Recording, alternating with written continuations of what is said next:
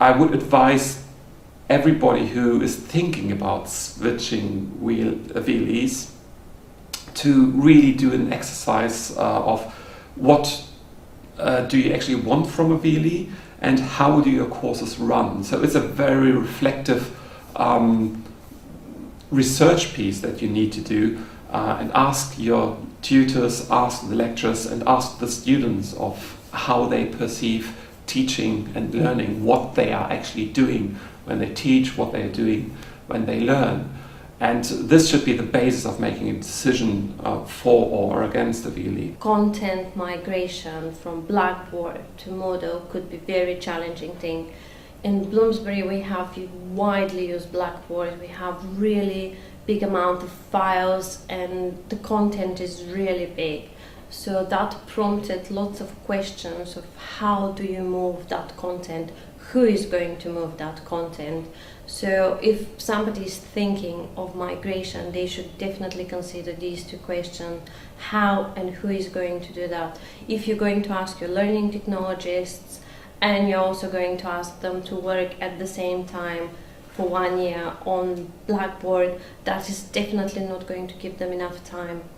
So you should consider probably having additional funds for helping hands. The challenge in moving to Moodle was that we actually had a short time scale to prepare for it. So, and that was one thing I would say to anybody, is to allow plenty of time to actually transition from one VLE to another, so that you yourself know what it can do, and then you can tell your tutors and your tutor team what it can do, and then obviously so that you can prepare for your students coming in as well. The difficulty was not always knowing what the system was doing and sometimes knowing who to go to. My top tip would be to allow plenty of time and have a timetable in place to be able to have time to look at a sort of a pilot version, test it amongst yourselves, find out what it can do, what it can't do, and have time to put those things into action before you roll it out. For administrators, I would suggest that to explore the intricacies of the report functions, which are quite powerful in Moodle, and give an overview both of people but also of activities, so people can get a sense of things, of people and their progress. A lesson we learned was that the gradebook is available to students automatically. So even though we'd set the Turnitin to not be available to the students, they saw their grades anyway when the grades were not yet finalised. So I hadn't realised that. I wish I'd known that there were existing problems within Moodle about messaging. I thought it was something we were doing wrong, and it was only when I had scoured the forums that I realised other people using Moodle were also having the same difficulties. And I do wish I'd had more training. The only training I'd had wasn't really training, it was the first look at Moodle. So I had a quick jump around scan of what it was like, but the rest of it I learned by myself, which was interesting. It's the sort of thing I quite like doing, but it could have, some problems could have been solved speedier if I'd had some more training. It's important to understand that certain aspects of Moodle are very simple and certain are actually very complicated, and the Moodle docs don't explain it. So using groups is quite complicated, and especially when combined with the forums and subscription. Those things are quite complicated to understand. You can get the basics down, but we've only used the basics yet. I still haven't worked out how to use it in a more extensive way. In terms of support, I think it was hard because it seems to me that Moodle was new for most people around us, so that was quite hard. I think it's very important to talk to other people who are actually using Moodle, and you often find that they do have the answers, and very comforting to find that the problems that you've got are actually repeated elsewhere, and they often might even have a solution to them. So don't struggle away on your own. I would actually go and find other people to share it with and discuss. I think one of the lessons learned from the movement from Blackboard to Moodle is mainly being get quite a lot of good support and training. I think if you have an e-media department or a computer department with a Moodle developer in it, get them in to show you how to use it. before you actually go onto the platform yourself, because it will take so much longer. I think we maybe wasted quite a few weeks just learning how to use Moodle. I mean, it's like any piece of software. I think it does take a few weeks, but I think if you had a Moodle developer or someone who came in maybe for 2 days to do a workshop, I think that would really help.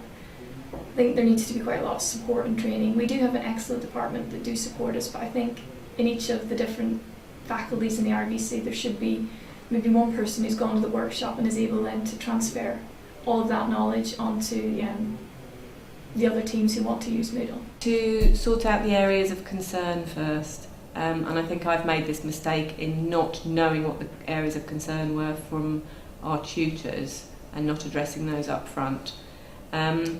If there are still areas of concern, they are going to be worried about it, and that's going to overtake all of the positive things.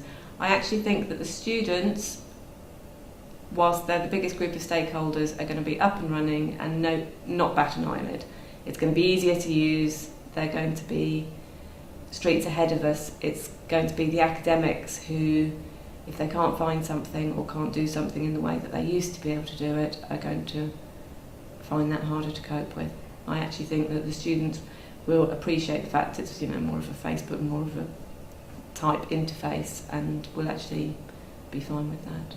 From my point of view, I think sorting out the themes, even though it is only appearance, I think sorting out the themes up front is going to be important to us, because it's the first visual impact that either puts people off or makes them go, hey, this is great, I can work with this. And I think first impressions do count. So to make that visually appealing, to make it clean and obvious, I mean, we've got a very simple theme at the moment. I want to customise it to include slightly different colours for different programmes.